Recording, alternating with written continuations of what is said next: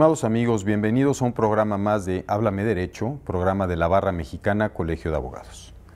Esta es una segunda parte de un programa respecto del amparo fiscal que hemos decidido grabar con dos prestigiados barristas, el licenciado Jesús Serrano de la Vega. Bienvenido, Jesús, nuevamente. Gracias, mi querido Alejandro, mi querido Reginaldo y a todos los que nos hacen el favor de su presencia electrónica. Como saben, y lo expresé en el bloque anterior del programa, el licenciado Jesús Serrano de la Vega es un abogado postulante con una gran experiencia en la materia constitucional de derechos humanos y fiscal. Y también nos acompaña el coordinador de la Comisión Fiscal de la Barra Mexicana Colegio de Abogados, también con una gran experiencia en la materia fiscal, Reginaldo Montaño, bienvenido. Gracias, Alejandro, Jesús, un honor compartir este programa con ustedes y un saludo a todos quienes nos están escuchando y viendo. Particularmente decidimos hacer el programa del amparo fiscal en dos bloques. Simplemente para recapitular, en el programa anterior estuvimos viendo algunos de los antecedentes del amparo fiscal de manera muy general. Jesús Serrano de la Vega nos hizo una síntesis muy interesante de todos los principales aspectos a destacar, pero también vimos qué ha venido sucediendo del año 2000, 2001 a la fecha, con motivo de muchísimas modificaciones legislativas efectuadas a la materia tributaria, en donde muchos contribuyentes sintieron verdaderamente la necesidad de defenderse a través de esta figura del juicio de amparo, impugnando leyes tributarias que establecían una serie de cargas, en algunos casos que se consideraban violatorias de garantías y, por qué no decirlo, en algunos casos incluso impuestos verdaderamente absurdos, como fue el impuesto que le llamaban a la venta de los bienes y servicios suntuarios, que fue declarado inconstitucional por la Suprema Corte de Justicia de la Nación. Dada la situación económica que imperaba en ese momento, la necesidad de recaudación se vio incidida en la creación de nuevos impuestos con una creatividad asombrosa. Pero que no respetó desafortunadamente muchos de los lineamientos que ha establecido nuestra Constitución y los criterios de la Suprema Corte de Justicia de la Nación, lo que provocó que en innumerables casos se declararan inconstitucionales las leyes fiscales, provocando las consecuencias naturales del juicio de amparo. La ley de amparo, enfática en el artículo 80 de su texto anterior, establecía la obligación de restituir al quejoso en el goce de la garantía violada. En este caso, al tratarse de una contribución, implicaba necesariamente la devolución de las cantidades que el contribuyente había pagado por precisamente respetar y aplicar la norma que había sido declarada inconstitucional por la Suprema Corte de Justicia de la Nación. Esto generó que el Estado mexicano estuviera obligado a devolver cuantiosísimas cantidades de dinero a los contribuyentes, y estas devoluciones normalmente no estaban programadas en los presupuestos correspondientes. De ahí se abrió una discusión muy fuerte en cuanto a si el juicio de amparo realmente estaba siendo utilizado, y quiero destacarlo así, de manera abusiva por los contribuyentes, fue lo que señalaron las autoridades, y se inició un ataque frontal a través del Congreso de la Unión para tratar de minimizar la efectividad de esta figura protectora de garantías individuales. La Barra Mexicana Colegio de Abogados estuvo presente en esas discusiones y logró que se matizaran las posturas y que no prosperara una reforma constitucional que buscaba limitar los beneficios de una sentencia de amparo y la promoción misma del juicio de amparo. Y de ahí se abrió una discusión que mencionamos la ocasión anterior, en donde se preguntaban algunos si era necesario modificar o no los efectos de las sentencias protectoras del amparo. Se expresó aquí claramente la opinión de los panelistas, en donde pues eso implicaría un retroceso clarísimo y verdaderamente poco deseable a una figura tan importante como es el juicio de amparo, y además podría generar que las propias autoridades encontraran una salida fácil para establecer mecanismos de recaudación sin la presión, sin la carga de que, en caso de que fueran declarados inconstitucionales por los tribunales mediante la interposición de las demandas de amparo correspondientes, tuvieran que devolver lo que no era suyo, restituir al quejoso de aquellas cantidades que le habían quitado porque se habían cobrado o se habían obtenido con base en una norma declarada inconstitucional. quedaron muchos temas abiertos. Si bien se expresaron algunos de los puntos de vista de mis invitados, la realidad de las cosas es que a mí me gustaría cerrar esos círculos. Platicábamos antes de iniciar este programa cuáles serían los grandes pendientes para transmitirles a ustedes las posturas tanto de los presentes como del propio colegio, de la Barra Mexicana Colegio de Abogados, como de las comisiones de estudio que se han creado en el seno de precisamente nuestro colegio. Entonces yo le quería pedir, por favor, a Jesús Serrano de la Vega, si pudiera él profundizar un poquito y cerrar el círculo de este tema del abuso del amparo, los amparos masivos, la industria del amparo, y todo lo que tú creas que valga la pena comentar para transmitirle a quienes nos ven y nos escuchan cuáles son las conclusiones a las que podríamos llegar después de lo que platicamos en el programa anterior y de las posturas muy claramente expresadas de las autoridades en cuanto a que los contribuyentes estaban utilizando la figura del amparo incluso ya como una herramienta para dejar de pagar sus contribuciones. Cómo no, mi querido Alejandro Reginaldo. En el caso, para quienes de ustedes hayan estado atentos a lo que tratamos en el programa anterior, recordarán que este tuvo giros muy particulares en función de los que por mi parte me pronuncié abiertamente en un sentido personal, me responsabilizo de todo lo que diga y haga, de defensa específica de esta garantía constitucional que está a la disposición de todos nosotros los mexicanos para evitar el abuso de las autoridades, en concreto en materia tributaria, que es lo que ahora nos concita.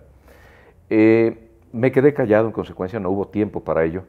respecto del fenómeno que ha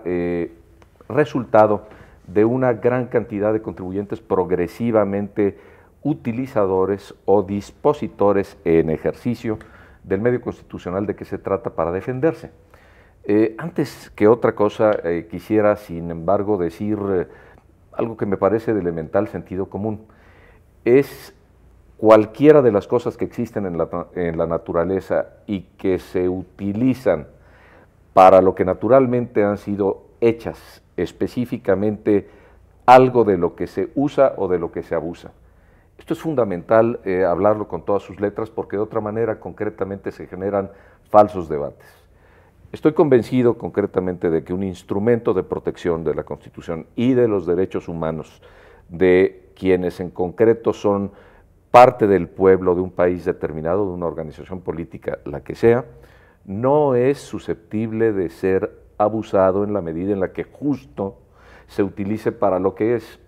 El juicio de amparo, de acuerdo a lo que decía Burgoa, es un medio de control de la Constitución que se sigue en forma de juicio y se ejercita por vía de acción. Participo de esta definición técnica, pero en el caso, en lo actual, diría que es el medio de defensa de los gobernados que tenemos específicamente frente a todo acto abusivo de todo tipo de autoridad. El más sencillo de los mexicanos puede colocar en el banquillo de los acusados y demandar directamente a prácticamente toda autoridad en nuestro país. En concreto, por jurisprudencia ya, por criterios reiterados de la Suprema Corte de Justicia en 10ª época, el único órgano que no puede ser justiciado es el que se denomina constituyente permanente u órgano reformador de la Constitución. El tema sigue bajo discusión, pero en principio está zanjado por la Corte en el contexto de decir que ni por reforma constitucional ni por procedimientos incorrectos de reformas a la Constitución puede ser justiciado este órgano que produce, sin embargo, cambios sustantivos en la estructura de nuestra organización política. Lo digo simplemente para invocarlo, porque en concreto esto no quiere decir que yo esté conviniendo con ese criterio, ni que lo admita ni que lo estime correcto. Tanto así que de una vez invoco específicamente el hecho de que a mi juicio, sin ninguna duda, disposiciones constitucionales cualquiera que sean inconvencionales en perspectiva del sistema concretamente interamericano de protección de derechos humanos, o en concreto incluso en el sistema de bloque de convencionalidad que involucra en particular no solamente al famoso Pacto de San José, sino todos los pactos adheridos o derivados de la propia emisión de la Declaración Americana de Derechos Humanos, etcétera, sino en particular de las decisiones de la Corte Interamericana de Derechos Humanos, de las decisiones y de las disposiciones del tratado Europeo de Derechos Humanos, del Tribunal de Derechos Humanos de Estrasburgo, en el caso particular de los órganos de protección de derechos humanos de Naciones Unidas, y en el caso inclusive del sistema africano, que tiene apenas 4 años, 5 años de existencia y ya ha emitido 3 sentencias la Corte Africana, si la memoria no me engaña, permiten en particular llegar a la convicción de que específicamente una disposición de la Constitución mexicana puede ser inconvencional y violatoria de derechos humanos y puede declararse así junto con el sistema que esté involucrado. Para ustedes cito, lo conocen en exceso mis queridos y muy ilustrados colegas, el famosísimo caso de la última tentación de Cristo, en cuya sentencia, prácticamente dictada en los años 70, 80, en particular la Constitución de Chile fue reformada.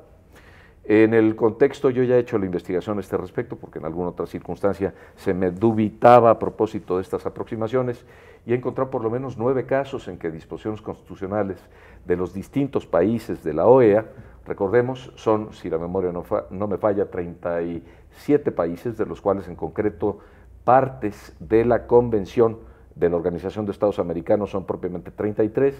y en el caso concretamente solo han admitido la competencia contenciosa de la Corte Interamericana 27.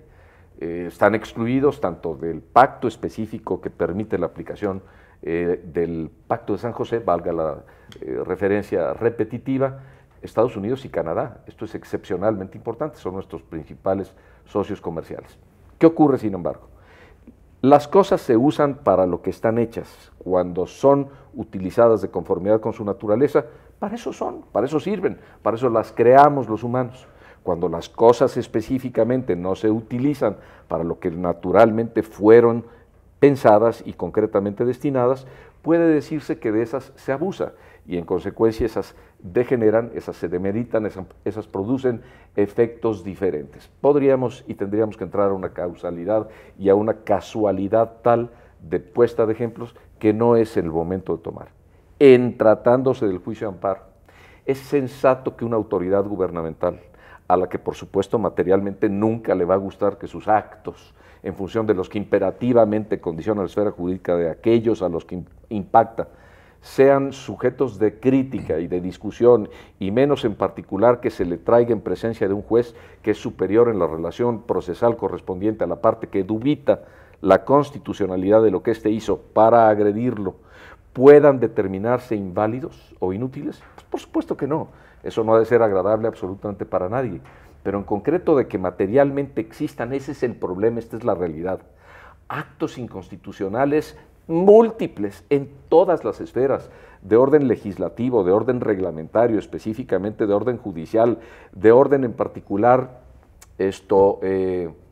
administrativo en todas las esferas que resultan del titular del Departamento Ejecutivo de la Federación, cuanto de los titulares de los departamentos ejecutivos de los estados de la República, de las entidades de la República y de los municipios.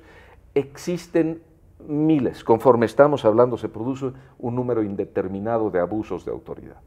En particular, si contra ellos existe un medio eficiente que se utilice por los gobernados lesionados con objeto de restituir en su situación la correspondiente esfera de derechos humanos de que disponen, ¿esto es abusivo? No.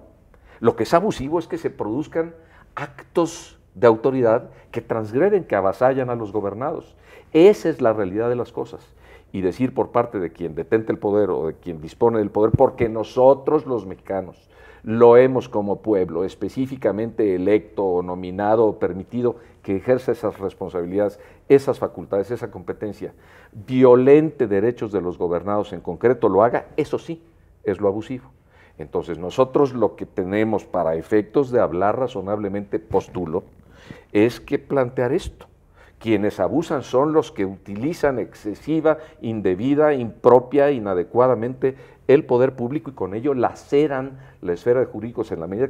laceran la esfera de derechos de los gobernados mexicanos en la medida que sea, y en particular poder contra ellos es lo mínimamente indispensable, es lo que resulta de saber concretamente que se posee esa esfera de derechos a proteger y de ejercer valor civil.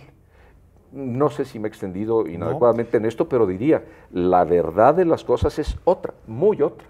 Muchas gracias, Jesús.